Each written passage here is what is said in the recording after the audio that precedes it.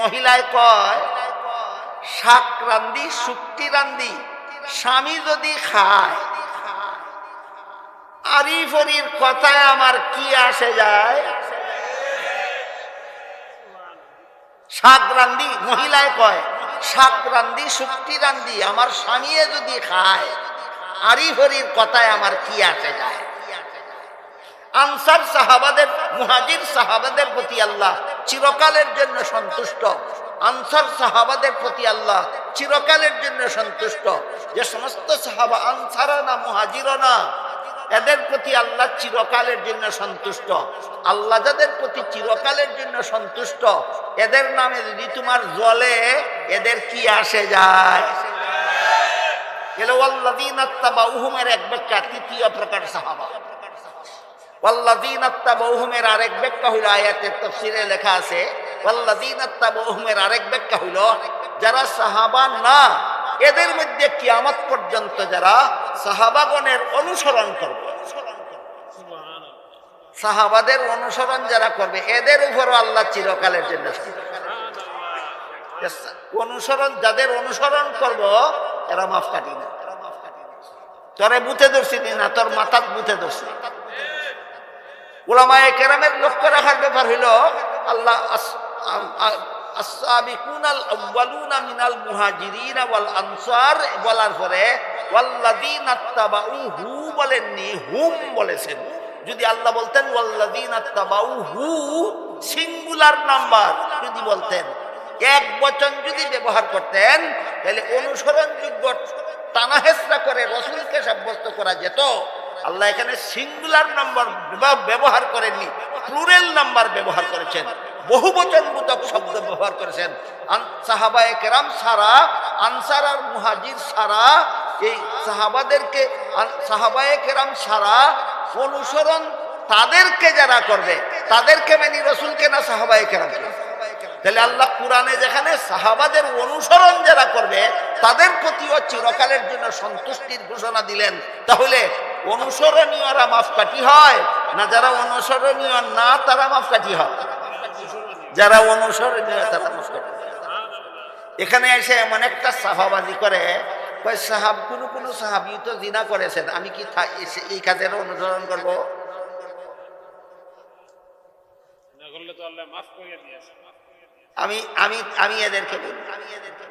আমি এদেরকে বলি, রসুল তো নিজের ঘরে একত্রে 9 বিবিও রেখেছেন, আমি কি রসুলকে অনুসরণ করব?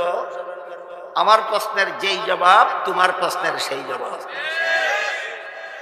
হযরত উসমান রাদিয়াল্লাহু আনহুর শাসনামলে কুখ্যাত মুনাফিক ইবনে সাবার দ্বারা সাহাবাগণের সমালোচনা শুরু হয়েছিল। কিয়ামত পর্যন্ত যারা যারা এই সমালোচনায় শরীক হবে, এরা সবাই কুখ্যাত ইবনে সাবা মুনাফিকের প্রেতাত্মা ছাড়া আর কিছু নয়।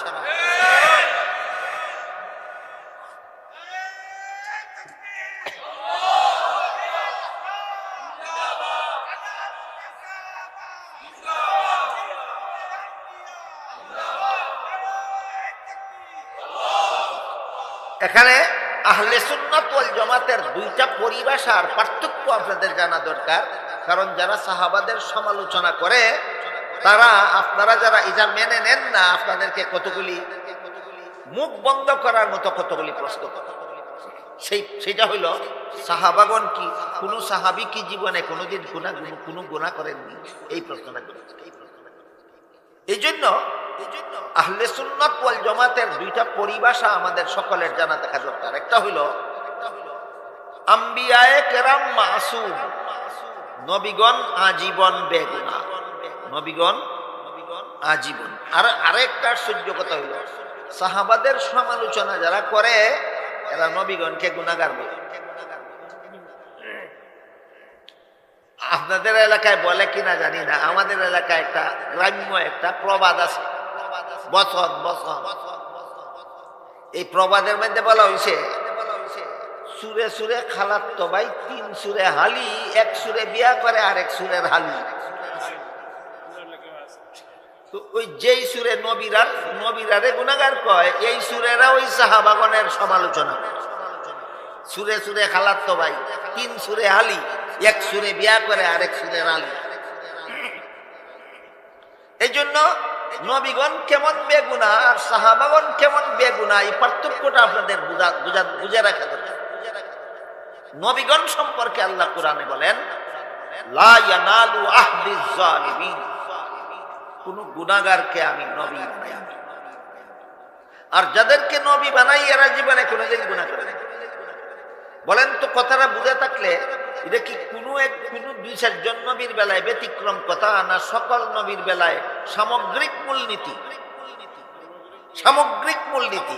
কোন গুনাহগারকে নবী বানাই না, আর যাদেরকে নবী বানাই এরা কেউ কোনোদিন গুনাহ করে না। এরপরে যদি কোরআনে হাদিসে কোন নবীর বেলায় গুনাহ শব্দ পাওয়া যায়, আর সেই শব্দটাকে যদি আপনি মূল গুনাহ অর্থে ধরে নেন, তাহলে আল্লাহর সামগ্রিক মূলনীতি লঙ্ঘন হয়। এই জন্য আহলে সুন্নাত ওয়াল জামাতের আদর্শ হইল, নবীগণের জীবনে যদি এমন কোন ঘটনা পাওয়া যায় যাকে ব্যাখ্যা একরকম ব্যাখ্যার দ্বারা গুনাহগার সাব্যস্ত করা যায়, অথবা গুনাহ শব্দ যদি উল্লেখ পাওয়া যায়, সেটা রূপক অর্থে ধরে নিতে হবে, মূল অর্থে নয়। আল্লাহর সামগ্রিক মূলনীতি অনুপাতে সমস্ত নবী রাসূলগণ আজীবন বেগুনাহ, অতীতেও কোনোদিন গুনাহ করেননি, ভবিষ্যতেও কোনোদিন গুনাহ করেন না। এমন বেগুনাহকে আহলে সুন্নাত ওয়াল জামাতের পরিভাষায় মাসুম বলা হয়। এটা মনে রাখবেন। কেমন বেগুনাহকে মাসুম বলা হয়? যার জীবনে কোনো গুনাহ নেই। কেমন বেগুনাহকে মাসুম বলা হয়? যার জীবনে কোনো গুনাহ নাই, তারা হলেন নবী। সাহাবায়ে কেরামের অতীত জীবনে গুনাহ আছে, অনেক সাহাবীরই আছে। এই যেমন একটু আগে বললাম, নবীর দরবারে বসে কথা বলতে, উচ্চ আওয়াজে কথা বলছেন, আল্লাহ বলছেন জঘন্যতম অপরাধ, গুনাহ না? কিন্তু এরপরে কি? এরপরে কি এই গুনার উপর তারা অটল ছিলেন, না 17 আনা সংশোধন হয়ে গেছিল? সংশোধন হওয়ার পরে আল্লাহ ক্ষমার ঘোষণা দেননি, না পরিষ্কার ভাষায় ক্ষমার ঘোষণা দিয়েছিলেন? তাহলে সাহাবায়ে কেরাম মাসুম নন, মাগফুর। এই কথা দুইটা শব্দ মানে, নবীগণ হলেন মাসুম আর সাহাবাগণ হলেন মাগফুর। মাসুম অর্থ এমন বেগুনাহ যে জীবনে কোনোদিন গুনাহ করেই না, আর মাগফুর এমন বেগুনাহকে বলে যার যত গুনাহ অতীতে ছিল সব আল্লাহ মাফ করে দিয়েছে। কাজেই নবীগণ যেভাবে, নবীগণের সমালোচনা যেইভাবে হারাম, সাহাবাগণের সমালোচনা সেইভাবে হারাম। কারণ শেষ পর্যন্ত উভয় দল বেগুনা। একদল আজীবন কোনো গুনাহ না করে বেগুনা, এরা হইলেন মাসুম, আর একদল সমস্ত গুনাহ খাতা মাফ পাইয়া বেগুনা, এরা হইলেন মাগফুর। কাজেই নবীগণের সমালোচনাও হারাম, সাহাবাগণের সমালোচনাও হারাম। এইভাবে আমাদের বর্তমান সমাজে যারা নবীগণকে গুনাহগার সাব্যস্ত করে, এরাই সাহাবায়ে কেরামের সমালোচনা। আর যত সাহাবার সমালোচনা বর্তমান সমাজের ওই ইবনে সাবার পেতাত তারা করে। এই ইতিহাস ভুলে যাবেন না কোনোদিন। সাহাবার সমালোচনার দরজা খুলে দিয়েছিল কুখ্যাত মুনাফিক ইবনে সাবা। কিয়ামত পর্যন্ত যারা সাহাবাগণের সমালোচনাকে বৈধ মনে করবে, এরা সবাই কুখ্যাত মুনাফিকের শিষ্য সাগরিদ ছাড়া আর কিছু নয়। সত্যিকারের মুমিন কোনোদিন সাহাবাদের সমালোচনা করতে পারে না, মুনাফিক ছাড়া। কথাটা অতি সংক্ষেপে বোঝার জন্য আবার জিজ্ঞেস করি, বলুন তো, হযরত উসমান রাদিয়াল্লাহু আনহুর শাসন আমলে সাহাবায়ে কেরামের সমালোচনা সর্বপ্রথম শুরু করেছিল কোন মুমিনে? না কুখ্যাত মুনাফিকে? যে তুমি মুমিন হইলে মুনাফিকের পথ ধরছো কেন? তুমিও মুনাফিক। এইভাবে কুখ্যাত মুনাফিক ইবনে সাবার পেতাত তারা বর্তমান সমাজের যারা যারা সাহাবায়ে কেরামের, যত সমস্ত সাহাবায়ে কেরামের সমালোচনা করে, এর মধ্যে সবচেয়ে বেশি জঘন্যতম সমালোচনা করে হযরত মুআবিয়া রাদিয়াল্লাহু। আপনাদের কারো জানা থাকলে থাকতেও পারে, নাও থাকতে পারে। সবচেয়ে বেশি সমালোচনা করে কোন সাহাবীর? হযরত মুআবিয়া রাদিয়াল্লাহু। আমি আজকে যত সাহাবার সমালোচনা তারা করে সবার কথা বলার মতো সময় সুযোগ আমার হাতে নাই, শুধু মুআবিয়ার একটা ঘটনা বলেছেন। ওই ইবনে সাবার দল একবার হযরত আলী এবং মুয়াবিয়ার মধ্যে একটা রাজনৈতিক ব্যাপারে মতবিরোধ দেখা দিয়েছে। এটা মীমাংসার জন্য তারা দুনো দল একটা বৈঠকে বসেছে। তারা লক্ষ্য করবেন, হযরত আলী এবং হযরত মুয়াবিয়া তারা দুজনই তো রাসূলের সাহাবী। দুজনের মধ্যে একটা রাজনৈতিক ব্যাপারে একটা মতবিরোধ দেখা দিয়েছে। তারা মতবিরোধ নিয়ে বসেছিলেন না মীমাংসার জন্য বসেছিলেন? হ্যাঁ, মীমাংসার জন্য বসেছিলেন। তাদের মধ্যে মীমাংসা হয়ে গেছে। সেই বৈঠকে ফাঁকে ফাঁকে একদল মুনাফিক ঢুকে পড়েছে। এই আবার ঘুরে ফিরে মুনাফিক। সাহাবাদের কলুষিত করার যত ইতিহাস আছে সব ইতিহাসের মূলে মুনাফিক। হযরত আলী এবং হযরত মুয়াবিয়ার মধ্যে মতবিরোধের আলাপ আলোচনার মধ্যে মীমাংসা হয়ে গেছে। তারা দুজন ঐক্যবদ্ধ হয়ে গেছে। মুনাফিকরা চিন্তা করে দেখলো, এরা দুজন একত্র হইলে তো আমরা সমাজে আর ফিতনা করার হতই বন্ধ। ফিতনার দরজা যদি খুলতে হয় এদের দুইজনের মধ্যে গন্ডগোল লাগাই রাখতে হবে।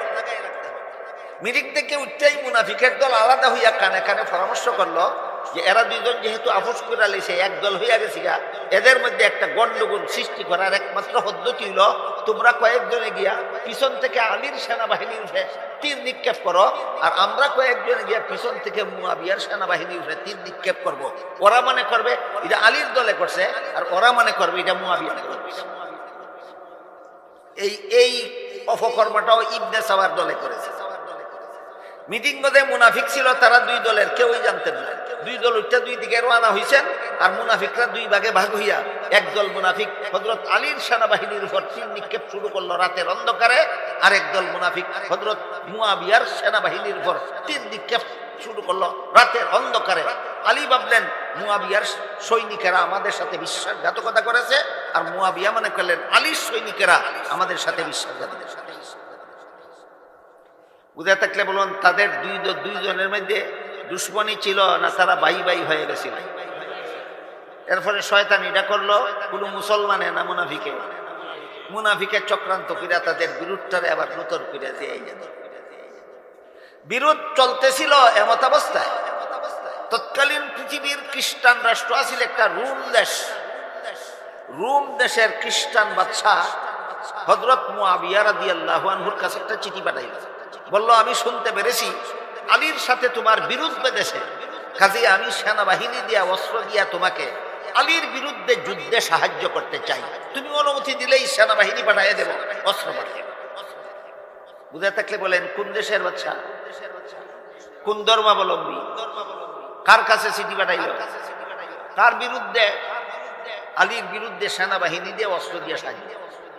হযরত মুয়াবিয়া চিঠির জবাবে প্রথমেই লিখেছিলেন, ইয়া কালবার রুম, ওই রুমের কুত্তা।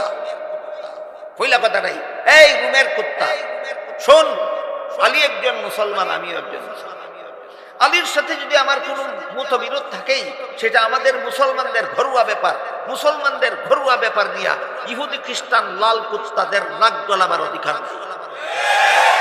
লাল কুত্তা শুনে রাখ, তুই যদি আলীর বিরুদ্ধে সেনাবাহিনী পাঠাস তাহলে আলীর পক্ষ হইয়া সর্বপ্রথম আমি মুয়াবিয়া তোর মাথার উপর তরবারি উঠাবো। কেতনা বড় দুশ্মনী ছিল আলীর সাথে মুয়াবিয়ার, ইতিহাস বুঝে থাকলে বলুন। দুশ্মনী ছিল না বিরোধ বাঁধাইছিল মুনাফিকরা? এই সুযোগে খ্রিস্টানে আইয়া এখন নাক গলাইতে চাইছিল। সাথে সাথে হযরত মুয়াবিয়া বলে দিচ্ছেন, আলীও মুসলমান, আমিও মুসলমান, তার সাথে কোনো ব্যাপার নিয়ে আমার মতো বিরোধ থাকলে এটা মুসলমানদের ঘরোয়া ব্যাপার। মুসলমানদের ঘরোয়া ব্যাপার নিয়ে ইহুদি খ্রিস্টান বিজাতিদের নাক গলাবার অধিকার নাই। তুই যদি আলীর বিরুদ্ধে সৈন্য ফাটাস, তুই যদি আলীর বিরুদ্ধে অস্ত্র ফাটাস, আলীর পক্ষে প্রধান সেনাপতির দায়িত্ব পালন করবো আমি। বুঝে থাকলে বলুন তো, সাহাবাদের যাদের মধ্যে মুনাফিকরা বিরোধ বাঁধাইয়া দিছিল, তারপরেও তাদের মধ্যে মিল মোহাব্বত ছিল কিনা? এই কথাটার বিবরণ দিয়ে আল্লাহ বলেন, মুহাম্মাদুর রাসূলুল্লাহ ওয়াল্লাযীনা মাহু আশিদ্দাউ আলাল কুফফারি রুহামাউ বাইনাহুম। মুহাম্মাদুর রাসূলুল্লাহর সঙ্গী সাথীরা, এদের বিশেষ গুণ হলো এরা শত্রুদের মোকাবেলায় কঠোর, কিন্তু নিজেরা পরস্পরে সদয়। মুহাম্মদুর রাসূলুল্লাহর সঙ্গী সাথীদের যে বিশেষ গুণের কথা আল্লাহ সূরা ফাতহের 29 নম্বর আয়াতের শুরুতে উল্লেখ করলেন, এই গুণটা সবচেয়ে খারাপ সাহাবী মুআবিয়ার মধ্যে শতকরা 99 ভাগ পাওয়া যায় না, 100 ভাগ খারাপ। কোন আকলে খারাপ কস আল্লাহ রসুলের সাহাবাগণের যে প্রশংসা করেছেন সূরা ফাতহের 29 নম্বর আয়াতের শুরুতে, প্রশংসা হইল এরা শত্রুদের মোকাবেলায় কঠোর আর নিজেদের বেলায় সদয়। রোম দেশের বাদশার মোকাবেলায় মুআবিয়া কঠোর ছিলেন কিনা, আলীর বেলায় সদয় ছিলেন কিনা? তাইলে আল্লাহ যে প্রশংসা করেছেন কোরআনে, এই প্রশংসা হযরত মুআবিয়ার বেলায় অক্ষরে অক্ষরে প্রতিফলিত কিনা? এরপরেও যদি কেউ মুআবিয়ার সমালোচনা করে, এই কোরআনের প্রতি তার ঈমান নাই, সে নিশ্চয়ই মুনাফিক ছাড়া আর কিছু নয়। আরেকটা ব্যাপার হইল, যারা সাহাবায়ে কেরামের সমালোচনায় পঞ্চমুখ, এরা সাহাবাদের সমালোচনায় লিপ্ত হয় দুইটা জিনিসের ভিত্তিতে। একটা হলো অতীত জীবনে তারা অপরাধ করেছিল, এটার আলোচনা আমি এতক্ষণ করেছি। বুঝে থাকতে বলুন, কোন কোন সাহাবী অতীত জীবনে যেসব অপরাধ করেছিলেন তাতে অটল ছিলেন না সংশোধন হয়ে গেছিলেন, মাফ হয়েছিল কিনা? সমালোচনার আর অধিকার নাই, সমালোচনা হারাই। আরেকটা জিনিস হইল, রাসূল করিম সাল্লাল্লাহু আলাইহি ওয়াসাল্লাম একটা সহিহ হাদিসের মধ্যে সাহাবায়ে কেরামকে সত্যের মাপকাঠি সাব্যস্ত করে দিয়েছে। এই কথাটা বললেই সাহাবাগণ সত্যের মাপকাঠি, এই কথাটা বললেই যারা মুনাফিকের রুহানি সন্তান, যারা সাহাবাদের সমালোচনায় যাদের সাধনা, এরা সাহাবাদেরকে সত্যের মাপকাঠি বললেই এদের গায়ে জ্বালা ধরে। যেই কথাটা এদের গায়ে জ্বালা ধরে, এবার এই কথাটা আমি একটু বিস্তারিত ভাবে আপনাদের সামনে তুলে ধরতে চাই, যদি বলেন ধৈর্যের সাথে বসে শুনবেন। হাদিস শরীফে রাসূল করিম সাল্লাল্লাহু আলাইহি ওয়াসাল্লাম বলেন, ইহুদিরা ধর্ম নিয়ে দলাদলি করে 71 দলে বিভক্ত হয়েছে, খ্রিস্টানেরা ধর্ম নিয়ে দলাদলি করে 72 দলে বিভক্ত হয়েছে, আমার উম্মত মুসলমানেরা ধর্ম নিয়ে দলাদলি করে 73 দলে বিভক্ত। বুঝা থাকলে বলুন, ইহুদি কত দল? 71। খ্রিস্টান কত দল? মুসলমান কত দল? 73। এই হাদিসটা বললে আগাগোড়া কিছু না বুঝেই কিছু তথাকথিত উদারমনা মানুষের আবির্ভাব হয়, মন্তব্য শুরু করে দেয়, একই আল্লাহ বিশ্বাসী সব মুসলমান, একই রাসূলে বিশ্বাসী সব মুসলমান, একই কোরআনে বিশ্বাসী সব মুসলমান, একই কেবলায় বিশ্বাসী সব মুসলমান, একই কলেমায় বিশ্বাসী সব মুসলমান। মুসলমানের মধ্যে এত দলাদলি কেন? এটা মজা উপভোগ করার জন্য প্রশ্ন করে, জবাব বোঝার জন্য নয়।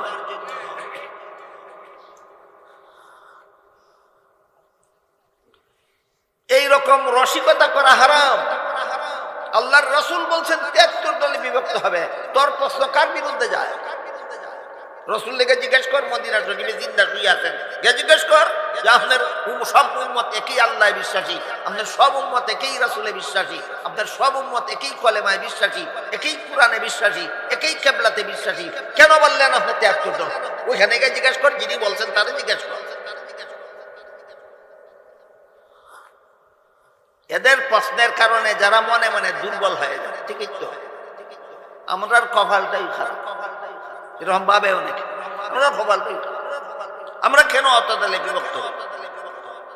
এই হাদিসের মধ্যে এত দলে বিভক্ত হওয়ার কারণ পরিষ্কার ভাবে, এই কারণটাও আপনাদের সকলের শোনা দরকার, জানা দরকার, বোঝা দরকার, জীবন ভর মনে রাখা দরকার। রাসূল বলেন, আমার মুসলমান উম্মত 73 দলে বিভক্ত হয়ে 72 দল মুসলমান জাহান্নামে যাবে, একদল মুসলমান জান্নাতে।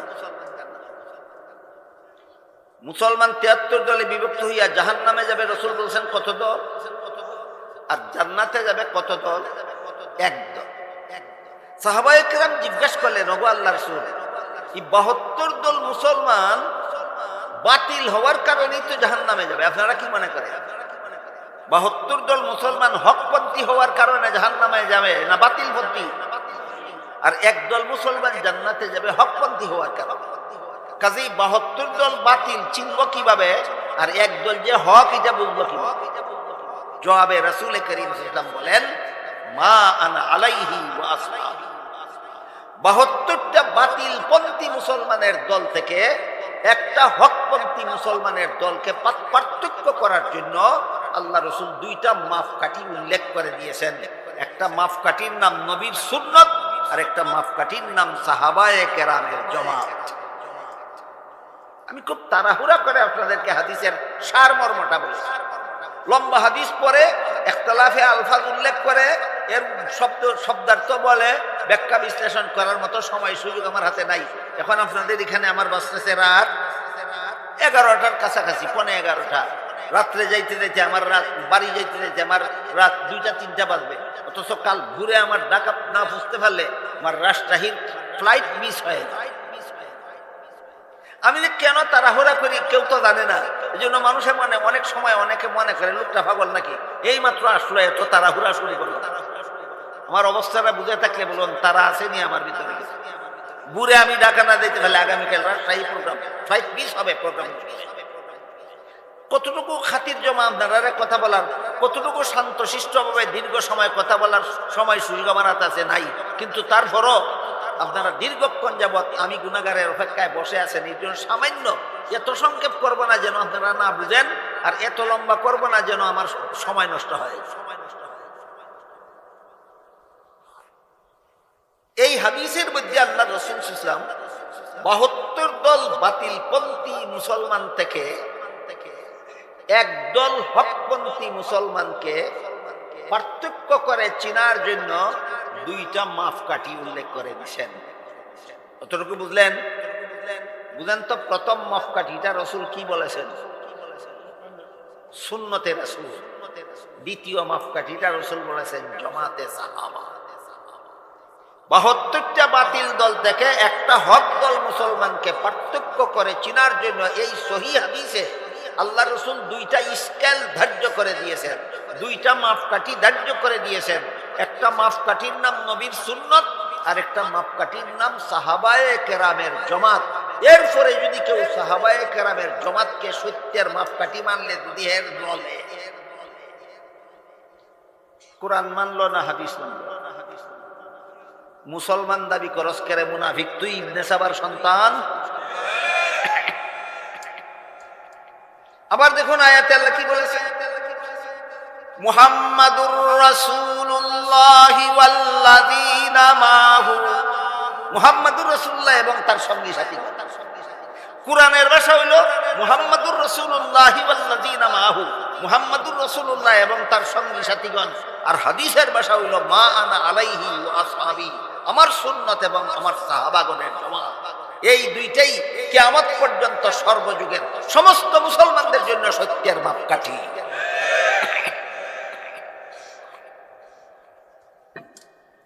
আল্লাহ কোরআনের বিভিন্ন আয়াতে সাহাবাদেরকে সত্যের মাপকাঠি হিসেবে বলেছেন। আমি আগেই বলেছি এত লম্বা সময় মারাতে না, একটা আয়াত শোনাই। এক আয়াতে আল্লাহ বলেন, فَإِنْ آمَنُوا بِمِثْلِ مَا آمَنْتُمْ بِهِ فَقَدِ اهْتَدَوْا وَإِنْ تَوَلَّوْا فَإِنَّمَا هُمْ فِي شِقَاقٍ فَسَيَكْفِيكَهُمُ اللَّهُ وَهُوَ السَّمِيعُ الْعَلِيمُ। আল্লাহ বলেন, হে আমার নবীর সাহাবাগণ, মুনাফিকরা যদি তোমাদের ঈমানকে মাপকাঠি বানিয়ে এই অনুসরণে ঈমান আনে, তবেই এদের ঈমান গ্রহণযোগ্য হবে। যতদিন পর্যন্ত মুনাফিকরা নিজেদের ঈমানের সঠিকতা যাচাইয়ের জন্য সাহাবায়ে কেরামের ঈমানকে মাপকাঠির রূপে গ্রহণ করবে না, ততদিন পর্যন্ত মুনাফিকদের ঈমান গ্রহণযোগ্য হবে না। কাজেই সাহাবায়ে কেরামকে যারা মাপকাঠি মানে না, আল্লাহ বলেন ফাইন তাওয়াল্লাউ ফাইন্নামা হুম ফি শিকাক। যারা সাহাবায়ে কেরামকে মাপকাঠি মানে না, মুসলমান সমাজে কুন্দল সৃষ্টির জন্য তারাই দায়ী। সাহাবায়ে কেরামকে যারা সত্যের মাপকাঠি মানে না, মুসলমান উম্মতের মধ্যে দলাদলি সৃষ্টি করার জন্য তারাই দায়ী। একটা প্রশ্ন আগে কইছিলাম নি, অনেক মুসলমানে কয় অত দল কেন মুসলমানের? সাহাবায়ে কেরামকে সত্যের মাপকাঠি না মানার কারণে অত দল। কথা বুঝে আইলো নি না আইলো না? আল্লাহ বলেন ওয়া ইন তাওয়াল্লাউ ফাইন্নামা হুম ফি শিকাক। যারা সাহাবায়ে কেরামের ঈমানকে নিজের ঈমানের সত্যতা যাচাইয়ের জন্য মাপকাঠি রূপে গ্রহণ করতে রাজি নয়, মুসলমান সমাজের কুন্দল সৃষ্টির জন্য তারাই দায়ী। ফাসায়াকফিকাহুমুল্লাহ, এদের শাস্তির জন্য আল্লাহই যথেষ্ট। সাহাবায়ে কেরামকে যারা সত্যের মাপকাঠি মানে না, এদের শাস্তির জন্য আল্লাহই যথেষ্ট। তো আল্লাহ রাসূল সাল্লাল্লাহু আলাইহি ওয়াসাল্লাম হাদিস শরীফেও 72টা বাতিলপন্থী মুসলমানের দল থেকে একটা হকপন্থী মুসলমানের দলকে পার্থক্য করে চিনার জন্য 2টা স্কেল সাব্যস্ত করে দিয়েছেন। স্কেল ইংরেজিতে কয়, বাংলাতে কয় মাপকাঠি, আরবিতে কয় মেয়ার।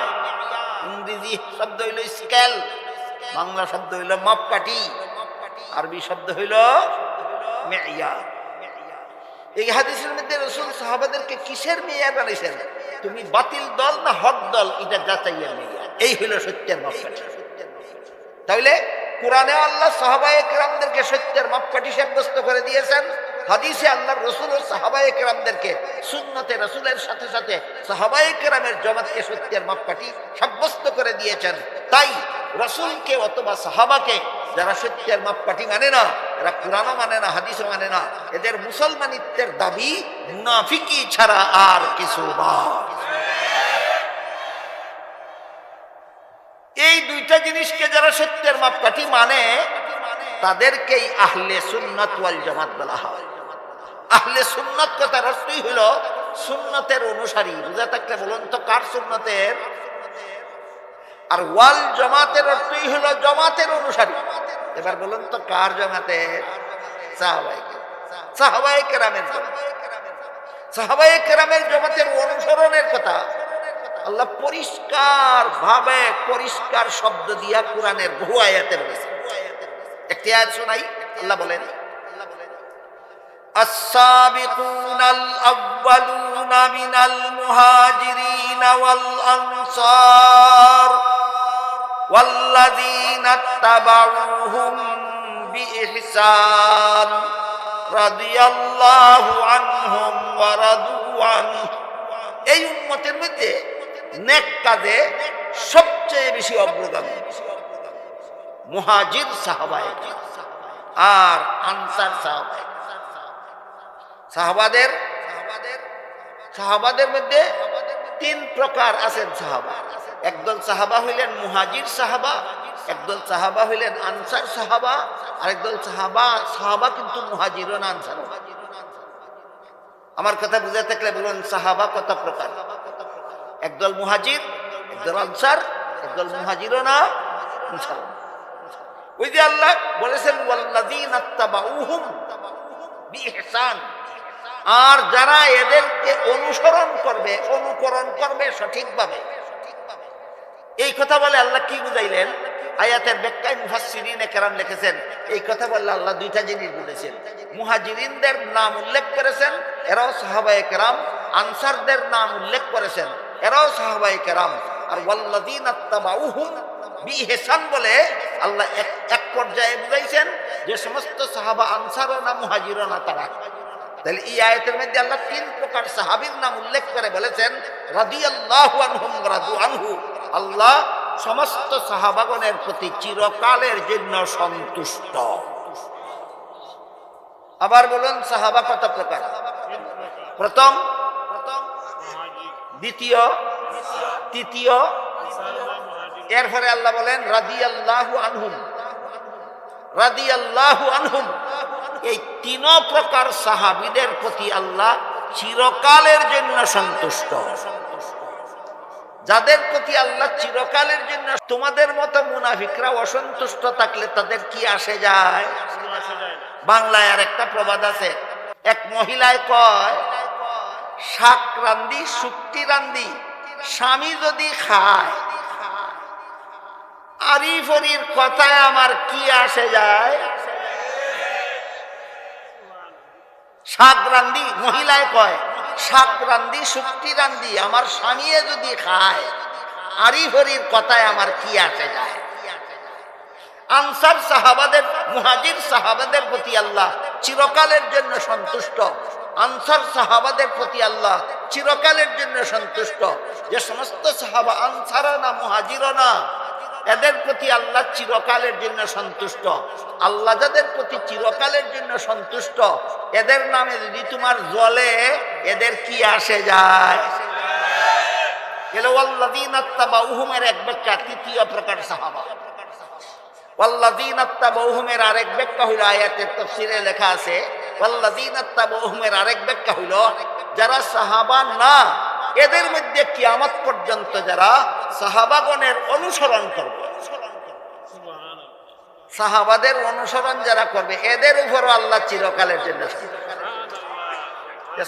অনুসরণ, যাদের অনুসরণ করব এরা মাফ কাটি না। তোরে বুথে ধরছি না, তোর মাথাত বুথে ধরছি। উলামায়ে কেরামের লক্ষ্য রাখার ব্যাপার হইল, আল্লাহ আসসাবিকুনাল আউয়ালুনা মিনাল মুহাজিরিনা ওয়াল আনসার বলার পরে ওয়াল্লাযীনা তাবাউহু বলেননি, হুম বলেছেন।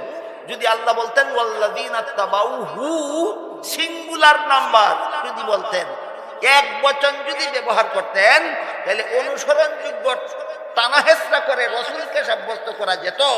আল্লাহ এখানে সিঙ্গুলার নাম্বার ব্যবহার করেননি, প্লুরাল নাম্বার ব্যবহার করেছেন, বহুবচনবোধক শব্দ ব্যবহার করেছেন।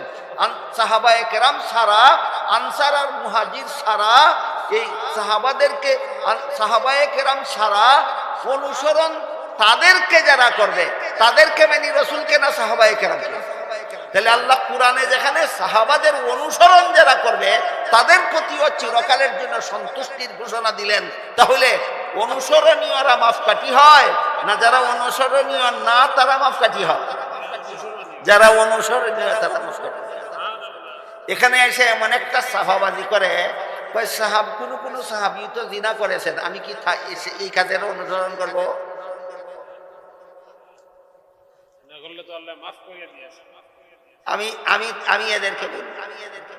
আমি এদেরকে বলি রসুল তো নিজের ঘরে একত্রে 9 বিবিও রেখেছেন, আমি কি রসুলকে অনুসরণ করব?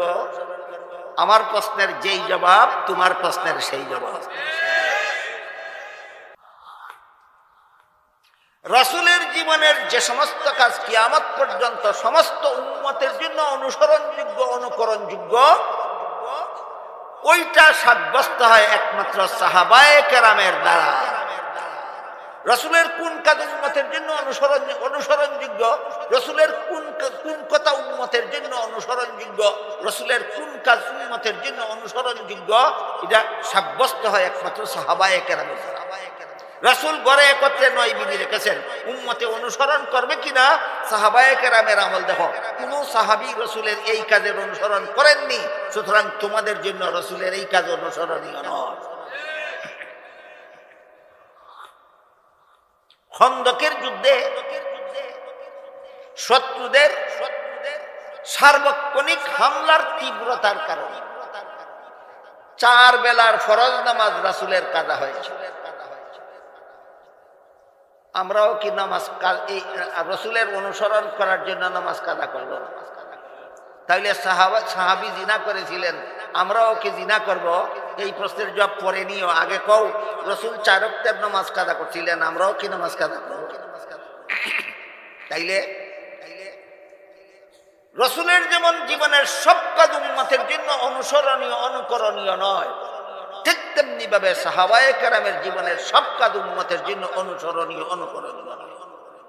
আরেকটা কথা কইয়া শেষ করি, যারা সাহাবাদের সমালোচনা করে এরা রসুলকে মাপকাঠি সাব্যস্ত করে সমালোচনাটা শুরু করে। এরা বলে সত্যের মাপকাঠি শুধু রসুল, সাহাবা নন। রসুল সত্যের মাপকাঠি, সাহাবায়ে কেরাম সত্যের মাপকাঠি। আমি আপনাদের জিজ্ঞেস করি, যারা বলে শুধুমাত্র রসুল সত্যের মাপকাঠি, এরা জীবনে কোনোদিন গুনাহ করে না? এরা নবী না উম্মত? এরা নবী না উম্মত? উম্মতে কোনো না কোনো দিন গুনাহ করে কিনা? করে। তুমি তো সাহাবায়ে কেরামের সত্যের মাপকাঠি মানোই না, মানো রসুলকে। যেদিন তুমি গুনাহ করছো এই দিন রসুল মাপকাঠি রইল না বাদ গেল। আর সাহাবীরে তো আগেই মানছো না, আমও গেল সলাও গেল, আমও গেল সলাও গেল। আর আমরা যারা রসুলের মাপ কাটিবেনি, সাহাবারের মাপ কাটিবেনি, আমরা যতক্ষণ পর্যন্ত গুনাহ না করি ততক্ষণ পর্যন্ত রসুল মাপকাঠির অনুসারী থাকি। আর যখনই গুনায় লিপ্ত হইয়া যায়, সাহাবায়ে কেরাম যেইভাবে তওবা করেছিলেন, সাহাবায়ে কেরামকে মাপকাঠি মেনে গুনাহ থেকে তওবা করে আবার বেগুনাহ হয়ে যায়। এর একটা সহজ উদাহরণ, এরা যুক্তি দেয়, কয় রসুল বড় না সাহাবি বড়? আপনারা কি বলেন? তাহলে বড় জনরে মাপকাঠি মানলে ছোট জনরে মাপকাঠি মানার কি দরকার? আমি জবাব দিবার আগে জিজ্ঞেস করি, স্বর্ণের দাম বেশি না লবণের দাম বেশি? তাহলে যার ঘরে স্বর্ণ আছে তার আর লবণের কি দরকার? আমার প্রশ্নের জবাব দে, আর তোর প্রশ্নের জবাব নেই।